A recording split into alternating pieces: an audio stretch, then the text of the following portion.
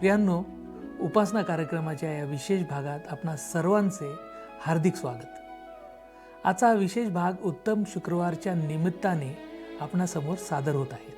आज आपण उत्तम शुक्रवार याबद्दल माहिती घेण्याचा प्रयत्न करणार आहोत। खरे तर अनेक ठिकाणी चर्चमधून येशू ख्रिस्ताने उद्गारलेल्या 7 शब्दांवर उपदेश दिला जातो, परंतु आपण पारंपरिक पद्धतीने या दिवसाकडे न पाहता एक वेगळ्या दृष्टिकोनातून देवाची ही महान योजना काय होती याकडे पाहणार आहोत। तर चला प्रियांनो, आपण आपल्या अध्ययनाची सुरुवात करूया।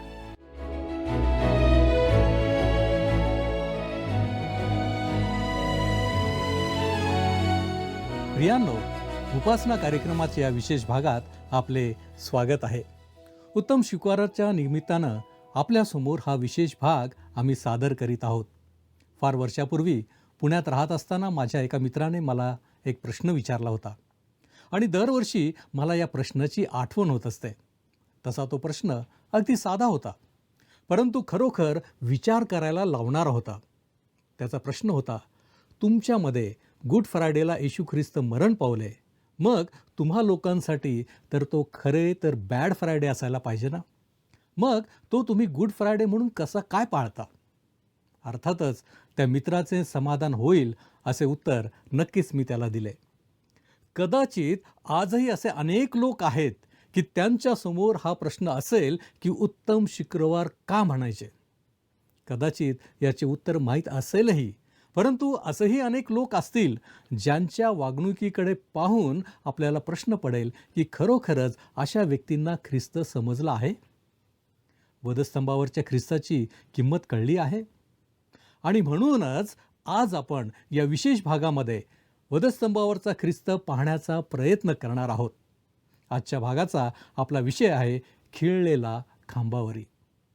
आता आपण आपला पहिला मुद्दा, पाप आणि मानवावर पापाचा परिणाम, याविषयी आपण पाहूया। मानवामधील पापाची सुरुवात आज्ञाभंगाच्या पापाने झाली। होय, आदाम आणि हवेने देवाची आज्ञा मोडली आणि विशिष्ट फळ खाऊ नका अशी आज्ञा दिलेली असतानाही त्यांनी ते फळ खाल्ले। यामुळे सर्व मानवजातीमध्ये पापाचा शिरकाव झाला आणि पाप पसरत गेले। पाप म्हणजे काय असे जर कोणी विचारले तर आपण सांगू शकतो की देवाला न आवडणारे कोणतेही कृत्य पाप आहे। सध्या जगामध्ये सर्वत्र भ्रष्टाचार आहे। लोकांमध्ये कळवळा, सद्गुण, चांगले करण्याची वृत्ती यांचा अभाव दिसतो। म्हणूनच पापाचा वावर सर्वत्र दिसतो। बायबल रोमकरास पत्र 6 अध्याय 23 या वचनामध्ये म्हणते, पापाचे वेतन मरण आहे। म्हणूनच जगामध्ये पापासोबत मरणाचेही राज्य आहे। मग प्रश्न पडतो की यातून सुटका नाही काय? यासाठी आपण आता दुसरा मुद्दा अभ्यासणार आहोत, येशू ख्रिस्ताद्वारे देवाची तारणाची योजना। पापाची जाणीव होण्यासाठी देवाने मोशेच्या द्वारे नियमशास्त्र दिले, परंतु लोकांचा हट्टी स्वभाव, न ऐकण्याची वृत्ती, सदैव अंतःकरणामध्ये येणारे वाईट विचार यामुळे लोकांनी पाप करण्याचे थांबवले नाही। कळत न कळत मनुष्य पापातच राहिला। मग अशा पापी मनुष्यासाठी काहीतरी ठोस योजना असावी म्हणून देवपित्याने येशू ख्रिस्ताला या जगात पाठवायची योजना तयार केली। इब्री लोकास पत्र 9 अध्याय आणि 22 या वचनामध्ये म्हटले आहे, नियमशास्त्राप्रमाणे रक्ताने बहुतेक सर्व काही शुद्ध होते आणि रक्त ओतल्या वाचून पापक्षमा होत नाही। आणि म्हणूनच जसे आदामाद्वारे या जगात पाप आले, तसेच आता देवाच्या योजनेद्वारे ख्रिस्ताकडून पापापासून सुटका म्हणजेच तारणाचा मार्ग उघडला गेला। मानवाच्या पापांसाठी ख्रिस्ताला वधस्तंभावरचे मरण स्वीकारावे लागले। आता आपण आपला तिसरा मुद्दा पाहणार आहोत, वधस्तंभावरील ख्रिस्ताने काय केले। पहिली गोष्ट, क्षमेसाठी मध्यस्थी। लूका शुभवर्तमान ह्याचा 23 अध्याय आणि 34 या वचनामध्ये असं म्हटलेलं आहे, हे बापा, त्यांना क्षमा कर, कारण ते काय करतात हे त्यांना समजत नाही। ख्रिस्ताने केलेली ही विनंती देवपित्याकडे केलेली होती। या ठिकाणी विचार करण्यासारखी गोष्ट आहे की ही क्षमा ख्रिस्त कोणासाठी मागत आहे। त्याच्या वधस्तंभावरील मृत्यूला कारणीभूत कोण होते? ते लोक म्हणजे रोमन सैनिक, धार्मिक नेते म्हणजे मुख्य याजक, शास्त्री, परुषी, तसेच त्या ठिकाणी ख्रिस्ताची थट्टा आणि निंदा करीत असलेला जमाव. वास्तविक पाहता या लोकांचे कृत्य हे अज्ञान, आध्यात्मिक अंधत्व आणि फसवणुकीचे वागणे होते. आपण देवाच्या पुत्राचाच वध करीत आहोत याची त्यांना जाणीव नव्हती. ख्रिस्ताची ही क्षमेची विनंती त्या सर्वांसाठी आपोआप मिळणाऱ्या क्षमेची घोषणा नव्हती, तर भविष्यातील पश्चाताप आणि तारणासाठी मार्ग खुला करणारी एक मध्यस्थी होती. एक परिपूर्ण महायाजक म्हणून येशूने अपराध करणाऱ्यांसाठी मध्यस्थी करून जुन्या करारातील म्हणजे यशया याचा 53वा अध्याय 12व्या वचनाप्रमाणे जी भविष्यवाणी होती ती भविष्यवाणी पूर्ण केली. वधस्तंभावर असताना येशूने केलेली क्षमा ही त्याच्याच शिकवणुकीचे एक उत्तम उदाहरण आहे. मत्तेय शुभवर्तमान 5वा अध्याय आणि 44 या वचनामध्ये म्हटले आहे, वैऱ्यांवर प्रीती करा, जे तुमचा छळ करतात त्यांच्यासाठी प्रार्थना करा. यातून हे सिद्ध होते की क्षमा ही कोणाच्याही पात्रतेवर किंवा गुणवत्तेवर आधारित नसून ती केवळ देवाच्या कृपेवर अवलंबून असते आणि देवाचे हृदय हे दया आणि समेट घडवून आणण्याच्या भावनेनेच भरलेले असते. दुसरा मुद्दा आपण पाहू इथे, ख्रिस्ताने देवाबरोबर जगाचा समेट केला. करिंथकरास दुसरे पत्र 5वा अध्याय 19वे वचन, म्हणजे जगातील लोकांची पातके त्यांच्याकडे न मोजता देव ख्रिस्तामध्ये स्वतःबरोबर जगाचा समेट करत होता आणि त्याने आपल्याकडे समेटाचे वचन सोपवून दिले. आता एदेन बागेतील तो प्रसंग आठवा, ज्यावेळी आज्ञाभंगाच्या पापामुळे मानवाचे आणि देवाचे नाते तुटले होते. ते पुन्हा जोडण्याची देवाची इच्छा होती आणि त्यासाठीच वधस्तंभावर येशू ख्रिस्ताला बलिदान करावे लागले. जगातील लोकांची पातके त्यांच्याकडे न मोजता येशूच्या बलिदानाच्या मृत्यूद्वारे समेट साधला गेला. समेटाची ही कृती एका महान देवाणघेवाणीवर आधारलेली होती. ख्रिस्ताने मानवाचे पाप स्वतःवर घेतले आणि विश्वासणाऱ्यांच्या खात्यावर त्याचे नीतिमत्व जमा करण्यात आले आणि म्हणूनच पापी मानव देवाचा वैरी राहिलेला नाही. त्याला क्षमा मिळाली आहे, त्याचा समेट झाला आहे. प्रियांनो, आमचे वागणे समेटाला धरून नसेल तर नक्कीच आम्ही अजूनही देवाचे वैरी म्हणूनच आहोत आणि एका अर्थाने आपण येशू ख्रिस्ताचे वधस्तंभावरील मरण व्यर्थ घालवित आहोत. पुढचा मुद्दा, ख्रिस्ताने आपल्या रक्ताद्वारे देवाच्या क्रोधापासून तारले. रोमकरास पत्र 5वा अध्याय आणि 9वे वचन, तर आता त्याच्या रक्ताने नीतिमान ठरवण्यात आल्यामुळे आपण विशेष करून त्याच्याद्वारे देवाच्या क्रोधापासून तारले जाणार आहोत. रक्ताद्वारे नीतिमान ठरविले जाणे हा बायबलमधील एक सिद्धांत आहे. ख्रिस्ताचा मृत्यू केवळ एक बलिदान नव्हते, तर दैवी न्यायाचे समाधान करणारे एक प्रायश्चित्त होते. त्याच्या रक्ताद्वारे विश्वासणाऱ्यांची पापे झाकली गेली, त्यांना मोजले जात नाही आणि हेच कारण आहे की देव पिता त्यांना क्षमा करतो आणि निर्दोष घोषित करतो. प्रियांनो, ज्यावेळी आम्ही वधस्तंभावरील ख्रिस्ताचे स्मरण करतो त्यावेळी काय आम्ही आठवण करतो का की देवाचा क्रोध आम्हाला भस्म करू शकला असता, परंतु ख्रिस्ताने आपल्या रक्ताद्वारे देवाच्या क्रोधापासून आम्हाला तारले. तो आमच्यासाठी वलांडणाचा कोकरा झाला. त्याच्या रक्ताद्वारे सार्वकालिक तारण उपलब्ध झाले. पुढचा मुद्दा, ख्रिस्ताच्या रक्ताने आम्ही आता जवळचे झालो. इफिसकरास पत्र ह्याचा 2रा अध्याय आणि 13वे वचन, परंतु जे तुम्ही पूर्वी दूर होता ते तुम्ही आता ख्रिस्त येशूच्या ठायी ख्रिस्ताच्या रक्ताच्या योगे जवळचे झाला आहात. हे वचन एका गहन आध्यात्मिक परिवर्तनावर प्रकाश टाकणारे आहे. जे एकेकाळी दूर होते म्हणजेच देवापासून दुरावलेले, पापामुळे विभक्त झालेले आणि आशाहीन, त्यांना आता येशू ख्रिस्ताच्या बलिदानाच्या मृत्यूद्वारे आणि रक्ताद्वारे जवळ आणले गेले आहे. दूर असणे हा आध्यात्मिक विभक्तपणा आहे जो पापामुळे मानवजात आणि देव यांच्यात निर्माण झाला.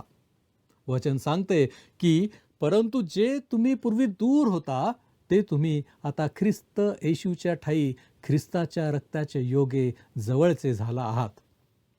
जवळ आणले जाणे किंवा जवळचे होणे हे नातेसंबंधाची पुनर्स्थापना, देवापर्यंत मिळणारा प्रवेश आणि त्याच्या करारामध्ये लोकांना मिळणारे स्थान दर्शविते. ख्रिस्ताचे रक्त हे वधस्तंभावर येशूने केलेल्या प्रायश्चित्तपर बलिदानाचे प्रतीक आहे. हे बलिदान पापांचे क्षालन करते आणि मानवजातीला देवाशी पुन्हा एकरूप करते. प्रियांनो, आज आमची स्थिती काय आहे? आम्ही दूरचे आहोत की जवळचे?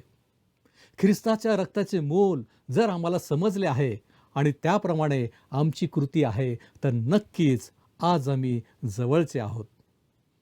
आता आपण आपला चौथा मुद्दा अभ्यासणार आहोत. ख्रिस्ताच्या मृत्यू दरम्यान घडलेल्या अद्भुत घटना. पहिली गोष्ट आपण पाहूया. मंदिराचा पडदा वरपासून खालपर्यंत फाटला. येशूच्या मृत्यूच्या क्षणी मंदिराचा पडदा फाटणे ही एक ईश्वरी कृती होती, जी पापांमुळे देव आणि मानवजात यांच्यामध्ये निर्माण झालेला अडथळा दूर झाल्याचे प्रतीक होते. या घटनेचा अर्थ काय होता? अडथळा दूर झाल्याने सर्व लोकांना देवापर्यंत थेट पोहोचण्याचा मार्ग खुला झाला. पशुबली देण्याच्या जुन्या कराराच्या पद्धतीचा अंत झाला.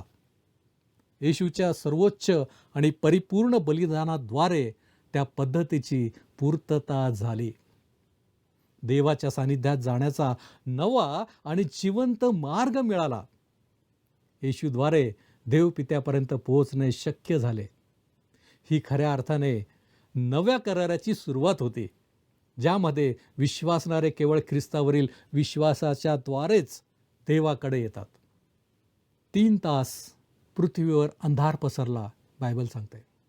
मत्ते शुभवर्तमान 27 अध्याय आणि 45 या वचनामध्ये की दुपारी 6व्या तासापासून 9व्या तासापर्यंत देशभर अंधार पडला. ही एक अलौकिक घटना होती. ते कोणतेही नैसर्गिक ग्रहण नव्हते. वास्तविक पाहता वलांडण सणाच्या पौर्णिमेच्या काळात असे ग्रहण अगदीच अशक्य आहे. तर मग हा अंधार कशाचा प्रतीक होता? येशूने जेव्हा मानवजातीची पापे स्वतःवर घेतली तेव्हा त्या अंधाराने पापावर ओतल्या जाणाऱ्या देवाच्या क्रोधाचे प्रतिबिंब दर्शविले. पापामुळे देवपिता आणि देवपुत्रामध्ये झालेला तो एक आध्यात्मिक वियोग होता. जणू काही सृष्टीनेही या घटनेला प्रतिसाद दिला. यातून मानवजातीसाठी देवाच्या पुत्राने दिलेल्या बलिदानाचे गांभीर्य स्पष्ट झाले. ही घटना भविष्यवाणीची पूर्तता होती. आमोस ह्याचा 8वा अध्याय आणि 9वं वचन म्हणतं, प्रभू परमेश्वर म्हणतो, त्या दिवशी असे होईल की मी सूर्याचा दुपारी अस्त करीन, निरभ्र दिवशी पृथ्वीवर अंधार करीन. भूकंपाने जमीन हादरली. ही देखील एक अलौकिक घटना होती, जी येशूच्या शेवटच्या श्वासानंतर लगेच घडली. या घटनेने दैवी भविष्यवाणी पूर्ण केली आणि सृष्टीवरील देवाचे सामर्थ्य दाखवून दिले. मत्तेचं शुभवर्तमान 27 अध्याय आणि 51 ते 54 या वचनांनुसार आम्ही पाहतो की पृथ्वी हादरली, खडक दुभंगले आणि कबरी उघडल्या. या गोष्टी कशाच्या प्रतीक होत्या? पापावरील दैवी न्यायनिवाड्याचे चिन्ह होते. जणू काही स्वतः सृष्टीने तिच्या निर्माणकर्त्याच्या मृत्यूवर प्रतिक्रिया दिली.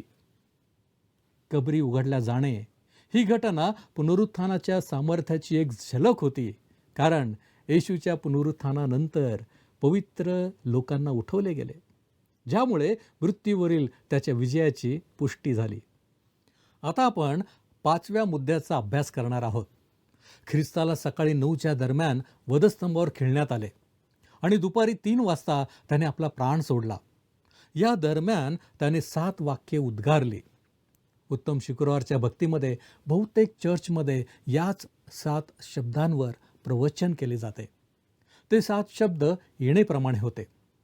पहिला शब्द, हे बापा त्यांना क्षमा कर, कारण ते काय करतात हे त्यांना समजत नाही.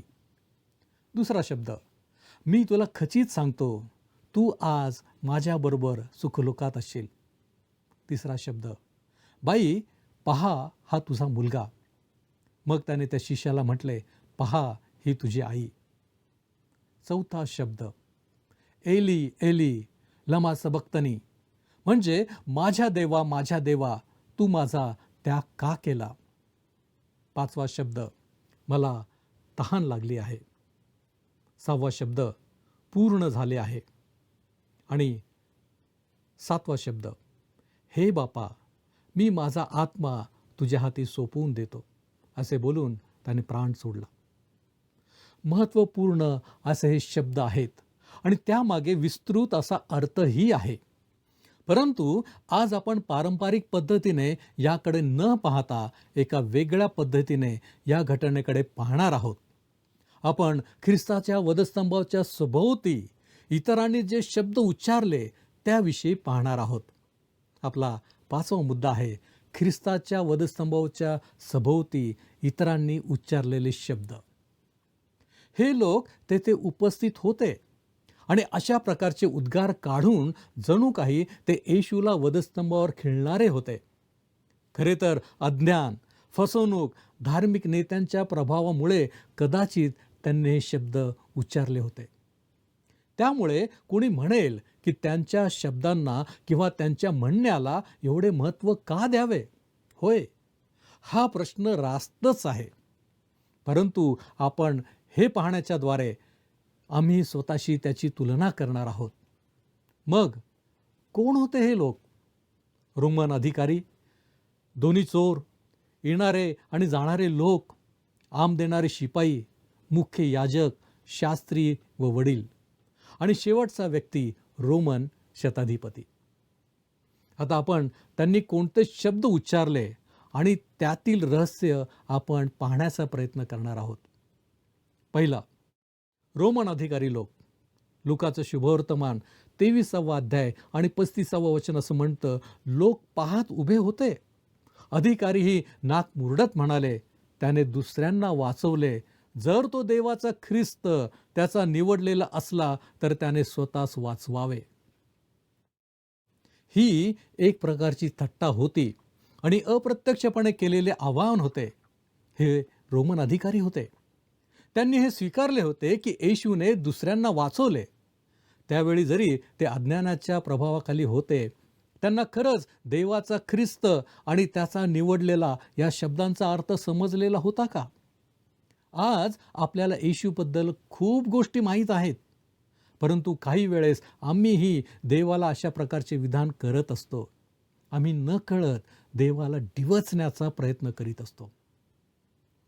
दुसऱ्या गोष्टीकडे आपण जाऊ. पहिला चोर. लूका शुभवर्तमान 23वा अध्याय आणि 39वा वचन.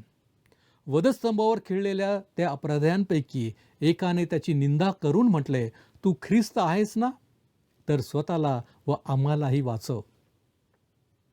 हे विधान त्या चोराचा अविश्वास आणि उपहास दर्शवते. त्याचे शब्द उपरोधिक असून ते आध्यात्मिक तारणाऐवजी तात्काळ व भौतिक तारणाची म्हणजेच वधस्तंभावरून सुटकेची मागणी करणारे होते. खरे तर तो येशूला मसीहा म्हणून ओळखत नाही, ना आपल्या पापांची क्षमा मागतो. त्याने येशूचे नाव घेतले नाही, परंतु त्याने त्याला ख्रिस्त म्हणून संबोधिले. परंतु त्याची मागणी स्वार्थ होती. होय, त्याने केलेली निंदा एका गुन्हेगाराचे कठोर झालेले हृदय प्रकट करते. आज आम्हाला ख्रिस्त माहीत असताना काय आम्ही त्याच्याकडे स्वार्थी आणि भौतिक मागणी करून त्याची निंदा करतो का? याचा विचार आम्हाला करावा लागेल. तिसरे लोक आपण पाहूया. येणारे आणि जाणारे लोक. मत्तयाचं शुभवर्तमान 27वा अध्याय आणि 40वा वचन. अरे मंदिर मोडून 3 दिवसात बांधणाऱ्या, तू देवाचा पुत्र असलास तर स्वतःचा बचाव कर आणि वधस्तंभावरून खाली उतर. या आरोपाने त्या क्षणाची विसंगती अधोरेखित केली. येशूने आपल्या शरीराचा उल्लेख मंदिर म्हणून रूपकात्मक अर्थाने केला होता. याचा अर्थ असा होता की त्याचे पुनरुत्थान त्या वचनाची पूर्तता करेल. मात्र त्या ठिकाणी येणाऱ्या आणि जाणाऱ्या लोकांनी त्याचा अर्थ शब्दशः घेतला. त्यांनी येशूच्या देवत्वाचा पुरावा म्हणून एखाद्या चमत्कारिक सुटकेची मागणी केली. त्यांच्या या शब्दांनी येशूच्या वधस्तंभावरील मृत्यूचा मध्यवर्ती संघर्ष प्रकट केला. बराच वेळा आम्ही देखील देवाकडे अशाच प्रकारे विसंगतीमधून एखाद्या चमत्काराची मागणी करतो. काही वेळेस देवाची इच्छा काय आहे हे जाणून न घेता आम्ही देवाकडे आमची मागणी किंवा प्रार्थना अगदी उपासांसहित सादर करतो. आपण या येणाऱ्या जाणाऱ्या लोकांपेक्षा काही वेगळे लोक आहोत काय? चौथे लोक, आम देणारे शिपाई. लुकाचं शुभवर्तमान 23वा अध्याय 37 वचनामध्ये म्हटले, तू यहुद्यांचा राजा असलास तर स्वतःला वाचव. या ठिकाणी जरी शिपायांनी येशूची थट्टा केली होती तरी त्यांच्या या कृतीने स्तोत्रामधील भाकीत पूर्ण झाले. तसेच शिपायांनी न कळत येशू हा यहुद्यांचा राजा आहे असे प्रकट केले. पाचवी व्यक्ती, दुसरा चोर. लुकाचं शुभवर्तमान 23वा अध्याय आणि 42वं वचन. मग तो म्हणाला, अहो येशू, आपण आपल्या राजाधिकाराने याल तेव्हा माझी आठवण करा. या चोराची आणि येशूची आधी भेट झाली नसावी. ज्या घटना घडत होत्या त्यांच्याकडे या दुसऱ्या चोराचे बारीक लक्ष असावे. त्याची ही कळकळीची विनंती स्वतःची दोषी अवस्था असूनही येशू हा मसीहा आहे आणि राजा आहे असे या चोराला मान्य असल्याचा तो एक संकेत होता. पहिल्या चोराने येशूची थट्टा केली होती, परंतु याउलट या दुसऱ्या चोराची प्रतिक्रिया होती. त्याची विनंती ऐहिक सुटकेसाठी नसून आध्यात्मिक स्मरणासाठी आणि येशूच्या भविष्यातील राज्यात समावेशासाठी होती. या ठिकाणी आम्हाला ख्रिस्ताकडे वळणाऱ्या प्रत्येक पश्चातापी व्यक्तीसाठी देवाच्या राज्यातील प्रवेशाची खात्री मिळते. सहावा गट, मुख्य याजक, शास्त्री व वडील. मत्तेकृषी वर्तमान 27वा अध्याय आणि 43वं वचन. तो देवावर भरोसा ठेवतो. तो त्याला हवा असेल तर त्याने त्याला आता सोडवावे, कारण मी देवाचा पुत्र आहे असे तो म्हणत असे. धार्मिक नेत्यांनी केलेल्या येशूच्या उपहासात्मक थट्टेचे हे चित्रण आहे. त्यांनी मसीहा म्हणून त्याच्या ओळखीला आव्हान दिले. त्यांचे शब्द अविश्वास आणि येशूच्या बलिदानाच्या प्रायश्चित्ताच्या कार्याला स्वीकारणारे नव्हते. त्यांच्या या उपहासाने नकळतपणे त्याच्या दैवी उद्देशाच्या सत्याचीच पुष्टी झाली. स्वतःला वाचवण्याची येशूची असमर्थता ही खरे तर मानवजातीच्या उद्धारातील त्याच्या भूमिकेचा केंद्रबिंदू होती. सातवा गट, शताधिपती. वाचूया मत्त्याचं शुभवर्तमान 27वा अध्याय 54वं वचन. शताधिपती व त्याच्याबरोबर येशूवर पहारा करणारे हा भूमिकंप व घडलेल्या गोष्टी पाहून अत्यंत भयभीत झाले व खरोखर हा देवाचा पुत्र होता असे म्हणाले. ही तर रोमन शताधिपतीची आणि पहारा देणाऱ्यांची साक्ष होती. भूकंप आणि त्यावेळी घडलेल्या अलौकिक घटनांमुळे ते अत्यंत भयभीत झाले होते. याच भीतीपोटी त्यांनी खरोखर हा देवाचा पुत्र होता अशी कबुली दिली. आणि येशूच्या मृत्यूसमयीची ही जबरदस्त विलक्षण अशी साक्ष झाली. येशूवर आरोप करताना धार्मिक नेत्यांनी कोणतीच कसर सोडली नव्हती. परंतु हा शताधिपती एका परराष्ट्रीयाने अशी साक्ष द्यावी हे अत्यंत प्रभावी आणि लक्षवेधी ठरले. आता आपण 6वा आणि शेवटचा मुद्दा पाहूया. ख्रिस्ताच्या बलिदानाला आमचा प्रतिसाद काय असावा? पहिली गोष्ट, आम्ही पापाला मेलेले पण देवाप्रित्यर्थ जिवंत असावे.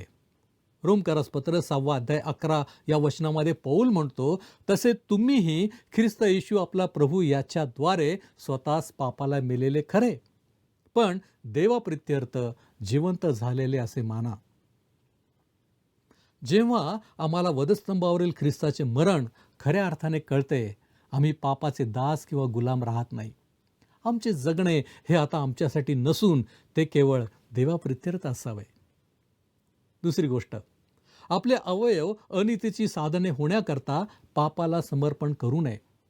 आमच्या कृतीने आम्ही ख्रिस्ताचे वधस्तंभी जाणे व्यर्थ घालवू नये. तिसरी गोष्ट, आम्ही स्वतःसाठी नव्हे तर ख्रिस्तासाठी जगावे. याचे कारण करिंथकरास दुसरे पत्र 5 अध्याय 15 या वचनामध्ये आहे. तो सर्वांसाठी याकरता मेला की जे जगतात त्यांनी पुढे स्वतःकरता नव्हे तर त्यांच्यासाठी जो मेला तो पुन्हा उठला त्याच्याकरता जगावे. चौथा मुद्दा, विश्वास आणि पश्चाताप. येशू माझ्या पापांसाठी मरण पावला आणि पुन्हा उठला यावर विश्वास ठेवणे आणि पापापासून वळून ख्रिस्ताचे अनुसरण करणे. हा उत्तम शुक्रवार उत्तम तेव्हा होईल जेव्हा आम्ही खऱ्या अर्थाने ख्रिस्ताचे बलिदान ओळखलेले असेल. आमचा जुना स्वभाव जाऊन तेथे ख्रिस्ताचा स्वभाव धारण करणारे आम्ही होऊ. वधस्तंभावरील ख्रिस्त कदापि विसरू नका. त्याच्या वधस्तंभी जाण्याने आम्हाला पापातून मुक्ती मिळाली आहे. म्हणून हा बॅड फ्रायडे नव्हे तर हा गुड फ्रायडे उत्तम शुक्रवार आहे. ख्रिस्त आजही जिवंत आहे. काय आम्ही पापापासून दूर परंतु देवाप्रित्यर्थ जिवंत राहणार आहोत? आज आपण आत्मपरीक्षण करूया. देवाच्या तारणाच्या योजनेत परिपूर्णतेने सामील होऊन देवाला गौरव देण्याचा प्रयत्न करूया. परमेश्वर आपणास सहाय्य करो. आपण प्रार्थना करू. आमच्यावरती प्रीती करणाऱ्या आमच्या महान प्रेमळ परमेश्वरा, ख्रिस्ताच्या द्वारे तू आमच्यावरती प्रीती केलीस आणि होय बाप्पा, त्याच्या रक्ताच्या द्वारे तू आम्हाला खंडून विकत घेतलेला आहेस. यासाठी की आम्ही पापामध्येच आम्ही राहू नये तर खऱ्या अर्थाने आम्हाला पापामधून ख्रिस्ताच्या द्वारे त्याच्या रक्ताच्या द्वारे आम्हाला मुक्ती मिळावी. होय प्रभूजी, आणि म्हणूनच प्रभू येशू जो आमचा तारणारा त्याला तू आमच्याकडे पाठवलंस.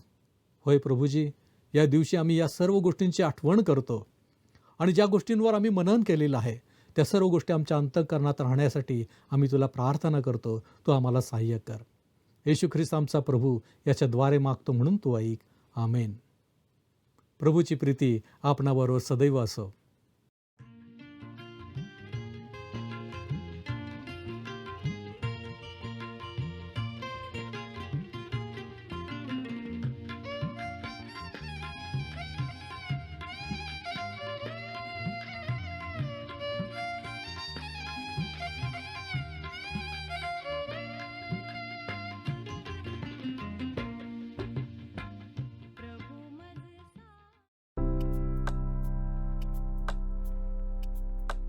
मागील कार्यक्रमातील प्रश्नाचे उत्तर आहे पर्याय सी. अब्राहम हा वेदी उभारणारा होता तर इसहाक हा विहिरी खणणारा होता. आजचा प्रश्न, खरोखर हा देवाचा पुत्र होता असे कोणी म्हटले? ए. येणारे जाणारे लोक, बी.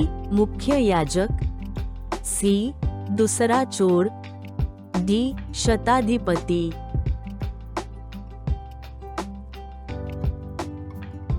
प्रियांनो, या प्रश्नाचे उत्तर उद्या सकाळी 6 वाजण्याच्या आधी पर्याय ए, बी, सी किंवा डी लिहून आपले नाव, पत्ता आणि ठिकाण यासोबत मोबाईल नंबर 7021474742 वर SMS किंवा WhatsApp करा.